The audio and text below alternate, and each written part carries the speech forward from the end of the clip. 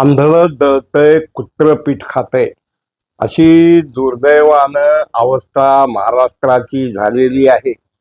किंवा त्याही पुढे जाऊन पतिव्रता भुकी मरे भलतीच खाये काय पेढे अशा प्रकारचं चित्र निर्माण झालेलं आहे. शेवटी राज्यकर्त्यांची नैतिक जबाबदारी असते की त्यांनी व्यवस्थित वागायला पाहिजे, निर्णय घेत असताना तरतूद केली पाहिजे, उत्पन्न वाढवलं पाहिजे, अनावश्यक खर्चाला नियंत्रण केलं पाहिजे.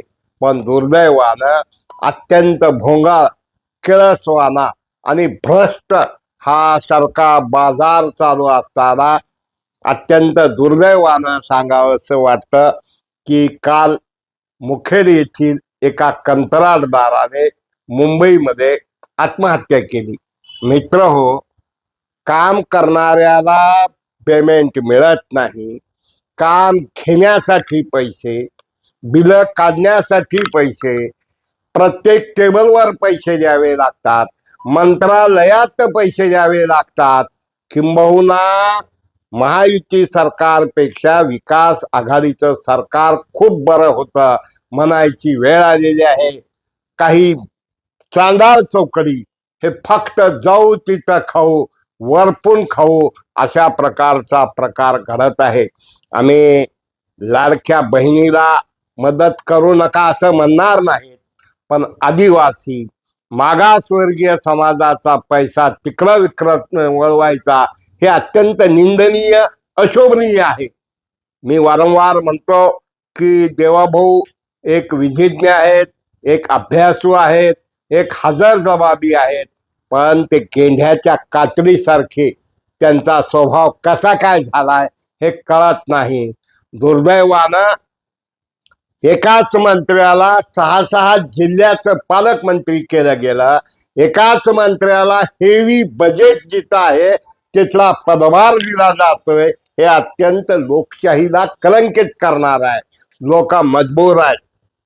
काय जो करेल काम करेल तो चुकेल, पण कुठं ईडीची भीती, कुठं आणखीन कुठची भीती दाखवून. पण या निमित्तानं मला अत्यंत विनम्रतापूर्वक सांगावंसं वाटतं, राष्ट्र उभारणी काम करणारे, नवनिर्मितीचं काम करणारे अशा ठेकेदारांना 4-4, 5-5 वर्ष बिलं मिळत नाहीत.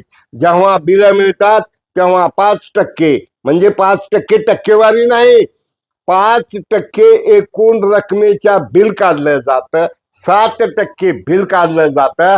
आणि काल जे देवकते नामक मुखेडच्या एका कंत्राटदाराने जी आत्महत्या केली ही लाजीरवाणी, महाराष्ट्राला कलंकित करणारी, आंबेडकर, फुले, शाहूराजे, काय यशवंतराव चव्हाण यांच्या महाराष्ट्राला कलंकित करणारी आहे म्हटलं तर चुकीचं ठरणार नाही. प्रत्येक पेपर फुटत आहेत, अटक होत आहे. हे काय नाटक चाललंय? आणि अशा एका परिस्थितीमध्ये महायुतीच्या सरकारमध्ये फक्त आणि फक्त पालकमंत्री, मग ती लातूरचे असो, नांदेडचे असो, बहुसंख्य पालकमंत्री हे टक्केवारीत मागणार आहेत. नांदेडमध्ये सरळ सांगितलं गेलं, आमदारांनी सांगितलं, पालकमंत्री 20% मागतात. लातूर मधले पालकमंत्री फार मोठ्या अपेक्षा होत्या, राजांचे सुपुत्र आहेत, पण दुर्दैवानं त्यांच्याकडं सुद्धा जे बिलं निघणारे काम आहेत, जे डीपीडीसीचे काम आहेत, जे मार्जिनचे काम आहेत, जे मलाईदार काम आहेत, ते मात्र सातारा आणि त्यांच्या निकटवर्तीय ठेकेदारांना देत जातात. म्हणून देवाभाऊ, शिंदे साहेब, वहिनी साहेब, तुम्ही गांभीर्यानं बघा. कशामुळं हो? मेले का लातूरचे गुत्तेदार? ज्या गुत्तेदारांनी करून छोट्या गुत्तेदाराला काम मिळत नाही, तुकडे पाडून काम जर साताऱ्याच्या गुत्तेदाराला दिली जाणार असतील तर हे कसले राजे? मित्र हो, अत्यंत गंभीर बाब आहे. आणि मी म्हणतो की जोपर्यंत इथं हे तुकडे जी महाराजांचं सरकार चालवणाऱ्या अधिकाऱ्यावर कडक कारवाई होणार नाही, तुमची मजबुरी आहे ना? का तुकडे पाडता? का तुम्हाला कोणी फाशीवर लटकवणार आहे का? विचार करा त्या गुत्तेदाराची. तो गुत्तेदार कुणाचा तरी बाप आहे, कुणाचा तरी नवरा आहे, कुणाचा तरी मुलगा आहे, कुणाचा तरी भाऊ आहे. एवढी दुर्दैवी वेळ नका नका, एवढं पाप करू नका. उत्पन्न वाढवायसाठी काय काय करू शकता ते करा. तुमच्याकडं उगा बजेट देत राहायचं, बजेट देत राहायचं. ह्याला एवढे कोटी, तीर्थक्षेत्रातला तेवढे कोटी, डीपीडीसीला येऊ, टीपीडीसीला ठेवू. अरे काय चाललंय देवा भाऊ, हे तुमच्याकडनं अपेक्षित नाही, तुम्हाला हे आवडणारही नाही.